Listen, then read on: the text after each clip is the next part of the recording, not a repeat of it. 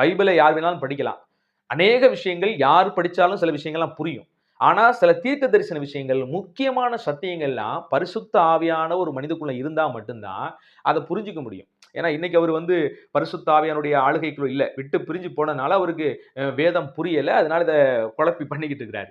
நல்லா கவனிங்க. தீர்க்க தரிசனத்தை பொறுத்தவரைக்கும் 3 விதமான தீர்க்க தரிசனங்கள். நீங்க வேதாகமம் முழுக்கவும் வாசிக்கும்போது, நான் சொல்ற இந்த பாயிண்ட் ஆஃப் வியூவ நீங்க பார்க்க முடியும். ஃபர்ஸ்ட் என்னன்னா, ஒரு தீர்க்க தரிசனம் நேரடியாக அப்படியே நிறைவேறும். அத நம்ம விளக்கப்படுத்தி சொல்லவே தேவையில்ல. அது அப்படியே அப்பட்டமா பச்சையா தெரியும். இது தீர்க்க தரிசன நிறைவேறுதல் அப்படின்னு தெரியும். ஆ மழை பொழியும், நோவா கிட்ட சொன்னாரு. பெருமழை வரும் அப்படின்னா, அப்படியே அது சம்பவித்தது. அது அப்படியே நமக்கு தெரியும். எதையும் அத குறிச்சு விளக்க தேவையில்ல. அந்த தீர்க்க தரிசன விஷயங்கள் அப்படியே நடக்கும். அடுத்து ஒரு தீர்க்க தரிசனம் என்னன்னா, தீர்க்க தரிசனங்கள உரைக்கும்போது அத முடிச்சிருக்கும். நமக்கு புரியாது. எல்லாருக்குமே அந்த தீர்க்க தரிசன விஷயங்கள் புரியாது. நீங்க எசேக்கியேல் புத்தகத்த எடுத்து வாச்சீங்கன்னா, அதுல சொல்லப்பட்ட எந்த தீர்க்க தரிசன விஷயத்தையும் பெரும்பான்மையா யாராலுமே புரிஞ்சுக்க முடியாது. அதே மாரி வெளிப்படுத்தின விசேஷம் நீங்க புத்தகத்த வாசிக்கும்போது, ஃபுல் அண்ட் ஃபுல் தீர்க்க தரிசனம் தான் அதுலலாம். ஆனா மோஸ்ட்லி இருக்கிற நெறைய தீர்க்க தரிசனங்கள நம்மனால சரியா புரிந்து கொள்ள முடியாது. தானியேல் காலத்துல கூட ஒரு கையுறுப்பு எழுதுகிற விஷயத்த பார்ப்போம்.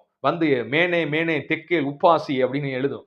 என்ன ஏதுன்னே அவங்களுக்கு புரியாது. குழம்பி போய் இருக்கிறாங்க. அப்ப அந்த முடிச்சாக இருந்த அந்த தீர்க்க தரிசனத்த விளக்கக்கூடிய ஒரு நபர் விளக்க வேண்டியதா இருக்குது. அப்ப நம்ம பார்க்கும்போதே நமக்கு எதர்ச்சியாக புரிந்து கொள்ளக்கூடிய சில தீர்க்க தரிசனங்கள் இருக்குது. சில தீர்க்க தரிசனங்கள் ரொம்ப கருகலாக அது முடிச்சு போடப்பட்டிருக்கும். அது மோஸ்ட்லி யாருக்கும் புரியாத சில தீர்க்க தரிசனமாக இருக்கும். இந்த தீர்க்க தரிசன விஷயத்துல 3வதாக இருக்கிற விஷயம் என்ன தெரியுமா? ஏற்கனவே நடந்த சம்பவம். அந்த சம்பவத்திலிருந்து சில தீர்க்க தரிசனங்கள் இருக்கும் நமக்கு. தேவன் அதுல மறைச்சு சில விஷயங்கள வச்சிருப்பாரு. அப்படி நீங்க பார்த்தீங்கன்னா, மெல்கிசேதேக்கு அவரு ஏற்கனவே வாழ்ந்த ஒரு நபர் தான். அவர பார்த்தீங்கன்னா, இயேசு கிறிஸ்துவுக்கு அடையாளப்படுத்தி வேதாகமம் பேசுகிறத பார்க்கிறோம். எபிரேயர் ஆக்கியோன்ல பார்க்கிறோம். ஆனா, மெல்கிசேதேக்க குறிச்சு இணைச்சு அப்படியே இயேசு கிறிஸ்துவ பேசின வேதாகமம், மெல்கிசேதேக்குக்கு வம்ச அட்டவணை அவன்ட்ட இல்ல. வம்ச வரலாறே அவனுக்கு இல்ல அப்படின்னு வேதம் சொல்லுது. ஆனா, நம்ம ஆண்டவராகிய இயேசு கிறிஸ்துவுக்கு வம்ச அட்டவணை இருக்கிறது. அவருடைய வம்ச பின்னணி நம்ம மத்தேயுல வாசிக்கிறோம், லூக்காவுல வாசிக்கிறோம். ஆக்சுவலா மத்தேயுல சொல்லப்பட்ட அந்த வம்சப்பட்டியல் யோசேப்பினுடைய வம்சப்பட்டியல்.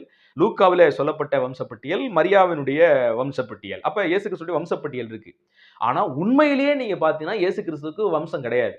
ஏன்னா அவரு தேவன். அவருக்கு அவரது தேவனா இருக்கிறபடினால, அவருக்கு இன்னாருடைய வம்சத்துல இருக்கிறார் அப்படின்னு சொல்ல முடியாது. ஆனா, இந்த மாம்சத்துல பிறந்த இயேசு கிறிஸ்துவுக்கு அந்த வம்சப்பட்டியல்ங்கிறது என்ன செய்யுது? இருக்குது.